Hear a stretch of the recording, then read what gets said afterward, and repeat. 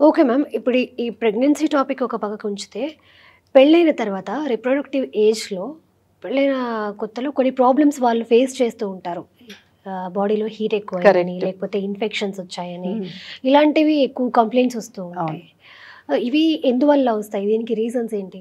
పెళ్ళైన కొత్తల్లో ఏంటంటే హనీమూన్ సిస్టైటిస్ అని, వెజైనల్ ఇన్ఫెక్షన్స్ అని మనం చూస్తూ ఉంటాం. హ్మ్. అప్పుడే కొత్తగా వాళ్ళ లైంగిక సంబంధం అవి వచ్చినందుకు హ్మ్. వాళ్ళకి యూరినరీ ఇన్ఫెక్షన్స్ అవి వస్తాయి. అంటే యూరిన్ పాస్ చేసేటప్పుడు మంట, ఫ్రీక్వెన్సీ పెరగడము ఇలాంటివన్నీ.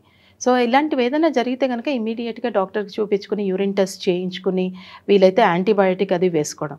ఇది రాకుండా ఉండాలంటే హైజీన్ ఒకటి చూసుకోవడం. ఓకే. లైంగిక సంబంధం ముందు, తర్వాత కూడా యూరిన్ పాస్ చేసేసి బ్లాడర్ ఫుల్‌గా ఉంచుకోకపోవడము. హ్మ్. తర్వాత నీళ్ళు ఎక్కువ తాగడము. ఓకే. యూరిన్ బ్లాడర్ క్లియర్ చేసుకోవడము. తర్వాత నీట్‌గా ఎప్పుడూ కూడా క్లీన్ చేసుకోవడం. కింద వాష్ చేసుకోవడం. హ్మ్. ఇలాంటివన్నీ రకరకాల సోప్స్, పర్ఫ్యూమ్స్ అలాంటివన్నీ కింద ఏరియాస్‌లో ఆ ప్రైవేట్ పార్ట్స్‌లో వాటిల్లో ఎక్కువ వాడకూడదు. అవన్నీ కెమికల్స్ ఓకే. అవన్నీ. అవి ఉంటే గనక ఇన్ఫెక్షన్స్ ఛాన్సెస్ తగ్గుతాయి. హ్మ్. వెజైనల్ ఇన్ఫెక్షన్స్ అంటే వైట్ డిశ్చార్జ్ రావడం, వాసన ఉండడము, హ్మ్. లేదా బాగా ఇచ్చింగ్, దురద ఇలాంటివన్నీ వస్తాయి. అంటే ఇవి ఏంటంటే కొన్ని బ్యాక్టీరియల్ ఇన్ఫెక్షన్స్ వల్ల రావచ్చు, కొన్ని వైరల్ ఇన్ఫెక్షన్స్ వల్ల రావచ్చు, కొన్నిసార్లు ఈస్ట్ ఇన్ఫెక్షన్ అంటాం, క్యాండిడా అంటాం. హ్మ్. సో మళ్ళీ వాటికి మనం ఒక స్వాబ్ లాంటిది చేసి చెక్ చేసి గైనకాలజిస్ట్ చూసి అది కల్చర్కి పంపించిన తర్వాత ఏం రిజల్ట్ వస్తుందో దాని ప్రకారంగా ట్రీట్మెంట్ ఇవ్వచ్చు. ఓకే. మోస్ట్ ఇంపార్టెంట్ థింగ్ ఏంటంటే పెళ్ళయిన తర్వాత ఇమీడియట్గా ఫస్ట్ 3 monthsలో కొత్తగా లైంగిక సంబంధం స్టార్ట్ చేస్తున్నారు కాబట్టి హైజీన్ అనేది most important. Hmm. Cleaning, washing అవన్నీ చేయడము, ప్యాడ్స్ ఫ్రీక్వెంట్గా చేంజ్ చేసుకోవడం. కొంతమంది ప్యాడ్స్ అవి కూడా తొందరగా చేంజ్ చేయరు. అవి కొంచెం కొంచెమే వస్తుంది కదా, పొద్దున్న నుంచి రాత్రి దాకా ఒకటే పెట్టుకుందాం, దానివల్ల ఎలర్జీను వస్తుంది, ఇన్ఫెక్షన్స్ వస్తాయి. Okay. వీటన్నిటిలో కాస్త జాగ్రత్తలు తీసుకుని డయట్ ఒకటి మంచిది. కొత్త ఇంటికి వెళ్తున్నారు, హ్మ్. అది అమ్మ వాళ్ళ ఇంట్లో అన్నీ అమ్మ పెడుతూ ఉంది. ఇప్పుడు మనం వెళ్ళి మనం అన్నీ చేసుకోవాలి పనులు. అవును. హ్మ్. దాంతోటి కూడా వాళ్ళు చాలా స్ట్రెస్ అయిపోతారు. హ్మ్. అది కొత్త బాధ్యత. తను ఇప్పుడు గృహిణి. తను స్టార్ట్ చేస్తుంది తన లైఫ్, తన సంసారం స్టార్ట్ చేస్తుంది. దాంతోటి ఎన్నో ఉంటాయి. ఓ పక్కన ఉద్యోగము, ఓ పక్కన కొత్తగా పెళ్ళైన భర్త, తనని ప్లీజ్ చేయాలి, అన్ని ఇంట్లో పనులు చేసుకోవాలి, కొత్తగా ఇల్లు సెటప్ చేసుకుంది. కొంతమందికి అత్తగారు, మామగారు వాళ్ళందరూ ఉంటారు. వాళ్ళందరితోటి కలిసిపోయి ఉండాలి, చేయాలి. చాలా స్ట్రెస్ అది. ఆ స్ట్రెస్ వల్ల కూడా రకరకాల ప్రాబ్లమ్స్ వస్తాయి. సో ఇవన్నీ కూడా ప్రయారిటైజ్ చేసుకుని ఒకదాని తర్వాత ఒకటి తను ఆలోచించుకుని భర్త సహాయంతో హెల్ప్ తీసుకుని చేస్తే అన్ని రకాల ప్రాబ్లమ్స్.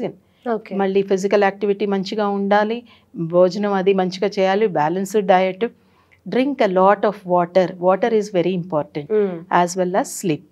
స్లీప్ అనేది అన్ని ఏజ్ గ్రూప్స్కి కంపల్సరీగా మినిమం 6 hours. పిల్లలకైతే 8 hours, మన ఏజ్ వాళ్ళకి కనీసం 6 hours. ఓకే. ఇవి ఉంటే గనక ఈ ఇన్ఫెక్షన్స్ అవన్నీ తగ్గుతాయి. ఒకప్పుడు ఒక ఏజ్ గ్రూప్ ఉండేది. అమ్మాయిలకి ఎలా అంటే 18 తర్వాత పెళ్లి చేసేసేవారు.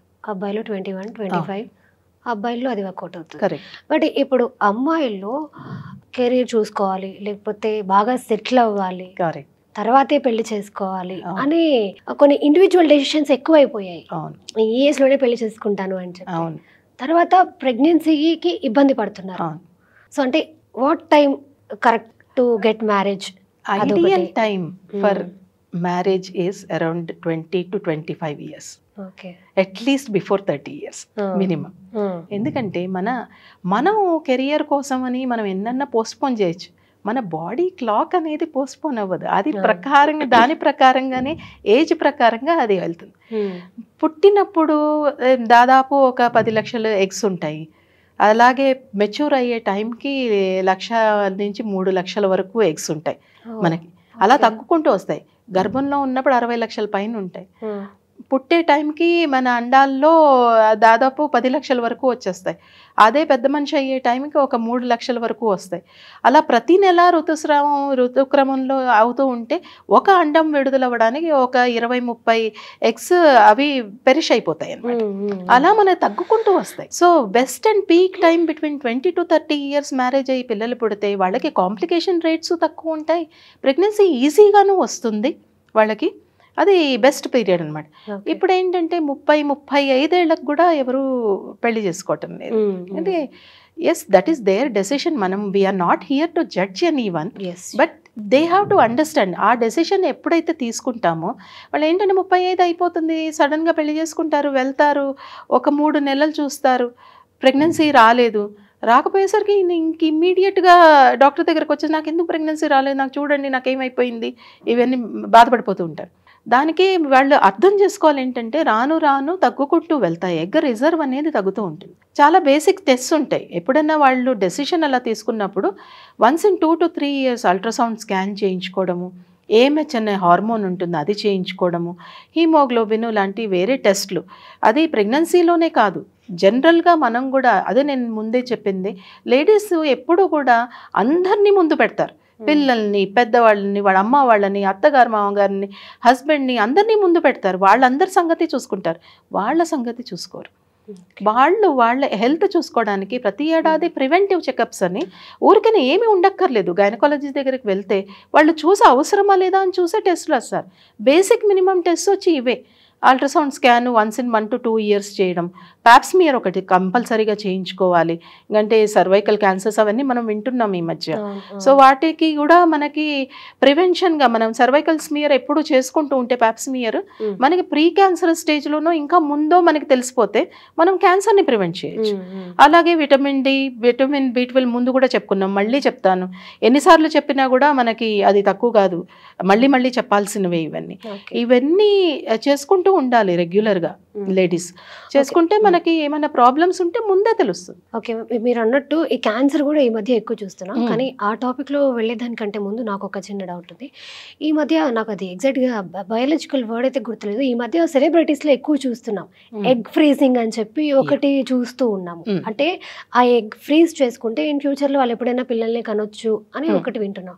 అంటే వాట్ ఈస్ ఎగ్జాక్ట్లీ దట్, అది దేనికి కొంచెం ఎక్స్ప్లెయిన్ చేయండి. అదే ఇప్పుడు ఏంటంటే అందరూ కెరియర్ ఓరియంటెడ్ అయిపోయి వెంటనే వాళ్ళ పిల్లల్ని కంటలే. కానీ అందరికీ అవగాహన వచ్చింది, అవును నేను 35 years 40 years దాటిందంటే నా ఎగ్ రిజర్వ్ తగ్గిపోతూ ఉంటుంది, మేబీ నేను మళ్ళీ కన్సీవ్ అవ్వడానికి ప్రాబ్లం అవుతుంది, అంటే ప్రెగ్నెంట్ అవ్వడానికి ప్రాబ్లం అవ్వచ్చు.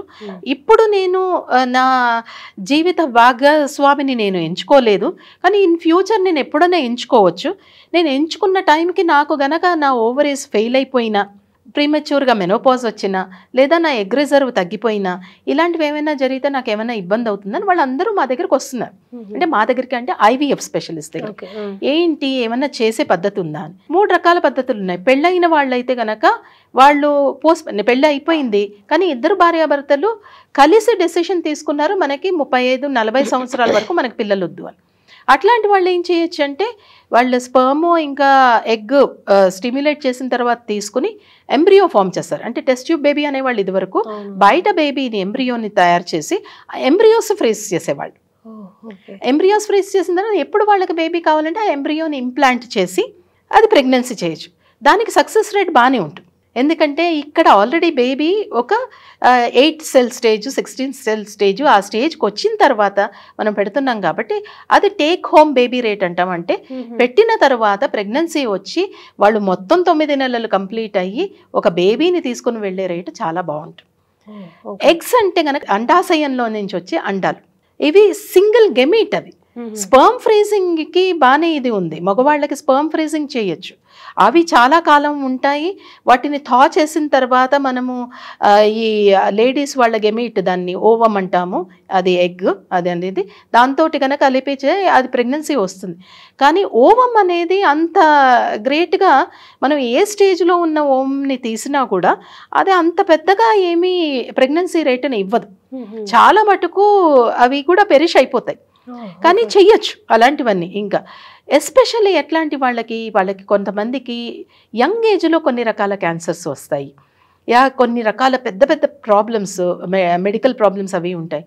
అలాంటప్పుడు వాళ్ళు చాలా స్ట్రాంగ్ మెడిసిన్స్ అవన్నీ తీసుకోవాల్సి వస్తుంది.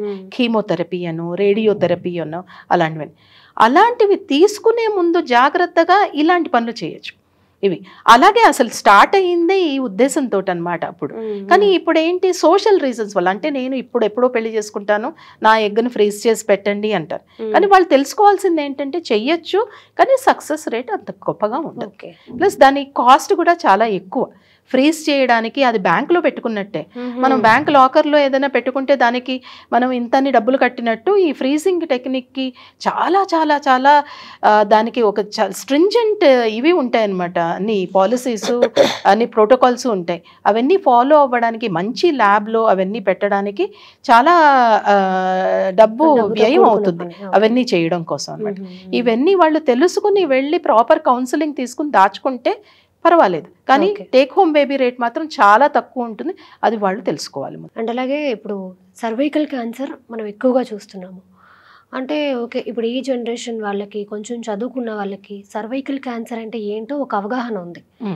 కానీ ఇప్పుడు విలేజెస్లో మనం చూస్తూ ఉంటాము. అంటే వాళ్ళకి ప్రాబ్లమ్స్ ఉంటాయి, బట్ ఇది క్యాన్సరా లేకపోతే ఇంకేదైనా ప్రాబ్లమా అనేది వాళ్ళకి అవగాహన లేదు. సో ఈ సర్వైకల్ క్యాన్సర్ సిమ్టమ్స్ ఏంటి, ఎలా అంటే మనకి సర్వైకల్ క్యాన్సర్ ఉంది అని మనకి ఎలా తెలుస్తుంది? సర్వైకల్ క్యాన్సర్లో ఏంటంటే ఒకటి ఉన్న గుణము బ్లీడింగ్ అవ్వడం. ఎప్పుడు పడితే అప్పుడు కొంచెం కొంచెం బ్లీడింగ్ అయిపోవడం, లేదా ఇంటర్మెన్స్ట్రువల్ బ్లీడింగ్ అంటే నార్మల్గా మనకి పీరియడ్స్ నెలకు ఒకసారి రావాలి, 5 నుంచి 7 రోజులు ఉండాలి, తగ్గిపోవాలి, మళ్ళీ తర్వాత నెలలో రావాలి. అలా కాకుండా పీరియడ్ ఆగిపోతుంది, మళ్ళీ మళ్ళీ బ్లీడింగ్ అవుతూ ఉంటుంది మధ్య మధ్యలో. అలాగే కాకుండా లైంగిక సంబంధం సెక్స్ చేసిన తర్వాత కూడా, భార్యాభర్తలు కలిసిన తర్వాత కూడా బ్లీడింగ్ అవ్వడం, వాసన కింద ఊరికూరికనే ఎంత కడుక్కున్నా ఎంత చేసినా వాసన రావడం, లేదా వాటరీగా బాగా పింక్గా కానీ బ్రౌన్గా కానీ అలాగా వాటరీగా డిశ్చార్జ్, వైట్ డిశ్చార్జ్ అనేది బాగా ఎక్కువగా అవ్వడం, ఇవన్నీ సిమ్టమ్స్ ఉంటాయి అన్నమాట. ఇవేవి ఉన్నా సరే ఇమ్మీడియట్గా వెళ్ళి చూపించుకోవాల్సి వస్తుంది. ఎందుకు ఇలా ఊర్లల్లో మీరు అన్నారు కదా, ఊర్లల్లో ఎక్కువ వస్తున్నాయి క్యాన్సర్లు అని. మళ్ళీ దానికి స్మోకింగు, జర్దాలు ఎక్కువ తినడము, హైజీన్ సరిగ్గా చూసుకోకపోవడం, విపరీతంగా ఊరికేనే ఇన్ఫెక్షన్స్ రావడము. ముఖ్యమైన కారణం ఇన్ఫెక్షన్స్లో, అన్ని ఇన్ఫెక్షన్స్లో కంటా కూడా ఎక్కువ ఉన్నది హెచ్పివి అంటాం, హ్యూమన్ పాపిలోమా వైరస్ అని ఒక వైరస్. దాని ఇన్ఫెక్షన్స్ కూడా చాలా ఎక్కువ అయిపోయినాయి. ఎస్పెషల్లీ ఊర్లలో వాటిల్లో మనం చూస్తాము. లేదా కొంతమందికి 2-3తో సంబంధం ఉన్న వాళ్ళతోటి అలా ఉన్నా కూడా ఈ హెచ్పివి అనే వైరస్ రావడము. అది బయట స్కిన్ మీద కూడా వాట్స్ లాంటివి, అంటే ఏవో పువ్వులు లాంటి చిన్న చిన్న చిన్న ఇవి వచ్చేటట్టు చేస్తుంది. అది చాలా మైనర్ ప్రాబ్లం. కానీ లోపల చేసేది ఏంటంటే క్యాన్సర్లు. మగవాళ్ళకి ఏనల్ క్యాన్సర్లు, ఓరల్ క్యాన్సర్, నోట్లో క్యాన్సర్లు, వెనక భాగంలో మోషన్ వెళ్ళి దాంట్లో ఏనస్ అంటాం, దాని క్యాన్సర్స్. ఆడవాళ్ళకి సర్వైకల్ క్యాన్సర్స్, యోని మార్గంలో క్యాన్సర్స్, ఇలాంటివన్నీ కూడా ఈ హెచ్పివి వల్ల వస్తాయి. సో జాగ్రత్తలు ఏంటంటే ప్రతి సంవత్సరము, నెల కాదు ప్రతి సంవత్సరము పెళ్ళైన దగ్గర నుంచి ప్యాప్స్మియర్ ఖచ్చితంగా చేయించుకోవాలి. చేయించుకుంటే మనకి ముందే తెలుస్తుంది. ఏదైనా చిన్న ప్రాబ్లం ఉంటే కనుక మనకు తెలుస్తుంది. ఆ ట్రీట్మెంట్ చేసుకుంటే అది క్యాన్సర్లోకి వెళ్ళదు. మనము ప్రీ క్యాన్సర్ చూసిన దగ్గర నుంచి క్యాన్సర్ అవ్వడానికి దాదాపు 10 నుంచి 20 సంవత్సరాలు పడుతుంది. అంటే అంతకుముందు మనం గమనించి ట్రీట్మెంట్ తీసుకుంటే దాంతో మనం ప్రివెంట్ చేయగలం. కానీ బెస్ట్ ప్రివెన్షన్ టెక్నిక్ ఏంటంటే, ఇప్పుడు అందరూ మీరు వింటూనే ఉండుంటారు, మాది ఒక గైనకలాజికల్ సొసైటీ ఉంది ఇండియాలో. దాన్ని మా పివటల్ సొసైటీ మాది ఫాక్సీ అంటాం, అంటే federation of obstetrics and gynaecology society of India. దాని ద్వారా మేము ఏం చేసామంటే మేము ఒక నేపథ్యంలాగా తీసుకున్నాం. హిందీలో ఏం చెప్పారంటే దో టీకే జిందగీకే అని, అది నినాదం. ఏంటి ఆ దో టీకే జిందగీకే? వ్యాక్సిన్. సర్వైకల్ క్యాన్సర్కి వ్యాక్సిన్ వచ్చింది. ఎన్నాళ్ళు అయింది, వచ్చి చాలా కాలం అయింది, కానీ ఎవరు తీసుకోవటం లేదు. అవగాహన లేక కొంతమంది దీనికి నేను ఎందుకు డబ్బులు ఖర్చు పెట్టాలి, ఎందుకంటే అది కొంచెం 3,500 ఏమో క్వాడ్రివాలెంట్, అంటే 4 వైరస్లు 4 హెచ్పివి సబ్స్ట్రెయిన్స్ మీద పనిచేసేది క్వాడ్రివాలెంట్ వ్యాక్సిన్ అంటాం. అది దాదాపు 3,500 నుంచి 4,000 మధ్యలో ఉంది. అలా కాకుండా నోనోవాలెంట్ అని ఒకటి వచ్చింది, ఇంకా పవర్ఫుల్. ఇంకా 9 subsets of viruses, high risk వైరసెస్ని ట్యాకిల్ చేస్తుంది అది హెచ్పివి వైరస్. అది అరౌండ్ 10,000 రూపీస్ ఉందన్నమాట. సో ఇవి పిల్లల నుంచే ఇవ్వాలి. మామూలు వ్యాక్సినేషన్ షెడ్యూల్ అందరికీ ఇస్తున్నారు. మనం చిన్నప్పటి నుంచి 6 వారాలకి అని, మళ్ళీ 2.5 నెలలకి, 3.5 నెలలకి, సంవత్సరము, ఏడాదిన్నర, 2 సంవత్సరాలు, అలా ఎన్ని వ్యాక్సిన్స్ ఇస్తున్నాం. హెపటైటిస్ బి అని, న్యూమోనియా అని, మీజల్స్ అని, మమ్స్ అని, రుబెల్లా వ్యాక్సిన్స్, టెటనస్ టాక్సాయిడ్ అన్నీ ఇస్తున్నాం. అవన్నీ ఇచ్చిన తర్వాత ఇక్కడికి వచ్చేసరికి ఆగిపోతున్నారు. ఇది కూడా అంతే ముఖ్యం, ఇది ఇంకా చాలా ముఖ్యం. అవన్నీ డిసీజెస్ వల్ల యాక్చువల్గా ఏమి పెద్ద ఇవి రావు. అంటే న్యూమోనియా వ్యాక్సిన్స్ అవన్నీ ఇంపార్టెంట్ డెఫినెట్గా. మిగిలిన వాటికి సీరియస్ ప్రాబ్లమ్స్ చాలా తక్కువగా చూస్తాము. కానీ ఆ వ్యాక్సిన్స్ యొక్క టేక్ హోమ్ ఇది ఉన్నది, దీనికి ఎందుకో ఎవరు ముందుకు రావటం లేదు. ఈ వ్యాక్సిన్ కూడా 9 నుంచి 14 సంవత్సరాల లోపల గనక ఉన్న ఆడపిల్లలకి మగపిల్లలకి ఇద్దరికి ఇవ్వచ్చు. ఓకే. ఆ ఇచ్చినందువల్ల వాళ్ళకి 2 డోసులే, అందుకనే 2 టీకే జిందగీకే అన్నారు. అంటే 9 నుంచి 14 సంవత్సరాలకి ఇస్తే 2 డోసులు సరిపోతాయి. 14 దాటిందంటే 15వ సంవత్సరం నుంచి ఇంకా ఇస్తే 45వ సంవత్సరం వరకు ఇవ్వచ్చు ఆడవాళ్ళకి 3 డోసులు. అంటే ఎంత గ్యాప్ ఇచ్చి తీసుకోవాలి? 2 డోసులు అయితే 0 and 6 months అంటాం. అంటే అప్పటికి ఇచ్చిన తర్వాత 6 నెలలు నుంచి సంవత్సరం లోపల 2వ డోసు ఇవ్వచ్చు. అదే గనక 14 సంవత్సరాలు పూర్తయిపోయి మన 15 సంవత్సరాలు వచ్చి 3 డోసులు ఇవ్వాలంటే 0 డోసు 2 నెలల తర్వాత 6 నెలల తర్వాత. మనం కరోనా వ్యాక్సిన్లు తీసుకున్నాం, మీకు గుర్తే ఉండే ఉంటుంది. సుమారుగా అదే షెడ్యూల్లో ఇవ్వచ్చు అనమాట. ఇది చాలా చాలా ముఖ్యమైనది. ఎందుకంటే సర్వైకల్ క్యాన్సరే కాకుండా యోని యొక్క vaginal cancer, anal cancer, oral cancer మగవాళ్ళకి వాళ్ళకి కూడా ప్రివెంట్ చేస్తుంది. సో ఆడపిల్లలందరూ కూడా పెళ్లి కాకముందే ఈ వ్యాక్సిన్ తీసుకుంటే గనక తీసుకోవాలి, ఖచ్చితంగా తీసుకోవాలి. తీసుకుంటే గనక మనం సర్వైకల్ క్యాన్సర్ని మన దేశం నుంచి కంప్లీట్గా మనం ఇరాడికేట్ చేసుకోగలుగుతాం. అదే మా సొసైటీ యొక్క ఇది మన యూనివర్సల్గా మన ఇండియాలో ఉన్న మన గైనకాలజీ సొసైటీ మనం అందరం కలిసి ఒకే అంబ్రెల్లా కింద మనం పనిచేస్తున్నాము. అది దాని ప్రకారంగా మేము ఏం చేస్తున్నాం, we're trying to make lot of CMEs. ప్రతి నెల అందరు డాక్టర్స్ని కూడా ఎడ్యుకేట్ చేయడం, అందరు RMPలను ఎడ్యుకేట్ చేయడం, మళ్ళీ కామన్ పబ్లిక్ కూడా, లే పబ్లిక్ కూడా తెలిసేటట్టు టాక్స్ ఇవ్వడం. ఇలా నేను ఇచ్చినట్టే ఎంతోమంది డాక్టర్లు ప్రతిరోజు ప్రతి ఫోరంలోనూ వాళ్ళు ప్రతి టీవీ ఛానల్లోనూ ఇస్తున్నారు. సో ఇది కనుక మనం చేస్తే సర్వైకల్ క్యాన్సర్ చక్కగా ప్రివెంట్ చేయగలుగుతాం. అండ్ ఇప్పుడు మీరు ఇచ్చిన ఇన్ఫర్మేషన్ కూడా చాలా బాగా యూస్ అవుతుంది మ్యామ్. ఎందుకంటే ఈ వ్యాక్సిన్, సర్వైకల్ క్యాన్సర్ వ్యాక్సిన్ ఎక్కువ కాస్ట్ ఏమో, బట్ ఒక 10,000 మనం ఒకసారి ఇన్వెస్ట్ చేస్తే బట్ మనం అవును ఉంటుంది కదా, జీవితాంతం ఏ ప్రాబ్లం ఉండదు. క్యాన్సర్ వస్తే ఎంత ఇన్వెస్ట్ చేస్తారండి మీరు? అవును. ఒక్కసారి కనుక ప్రీ క్యాన్సరస్ చేంజెస్ వచ్చి యూట్రస్ తీసేయాల్సి వచ్చి కీమోథెరపీలు, రేడియోథెరపీలు చేయించుకోవాలంటే లక్షల మీద.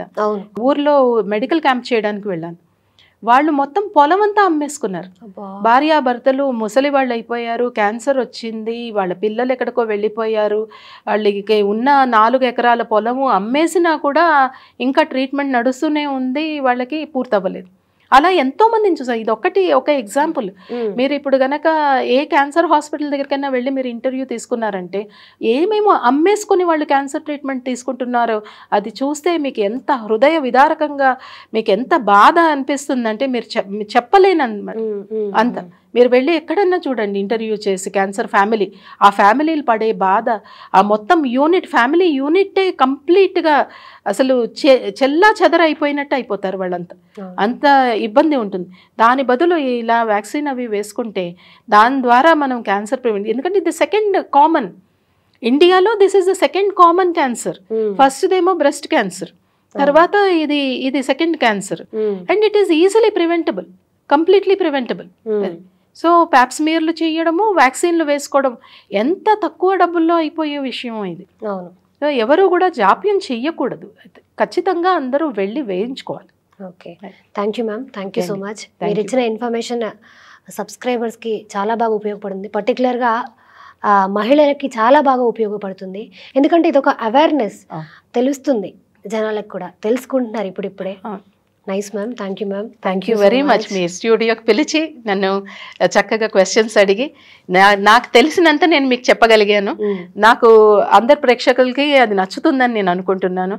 దీని తర్వాత అందరూ వాళ్ళ లైఫ్ స్టైల్ చేంజెస్ చేసుకుని ఇంకా కొంచెం యాక్టివ్గా అయ్యి వాళ్ళ హెల్త్ని ఇంకా ఇంప్రూవ్ చేసుకుంటారని కోరుకుంటూ సెలవు తీసుకుంటున్నాను. Thank you ma'am, thank you so much.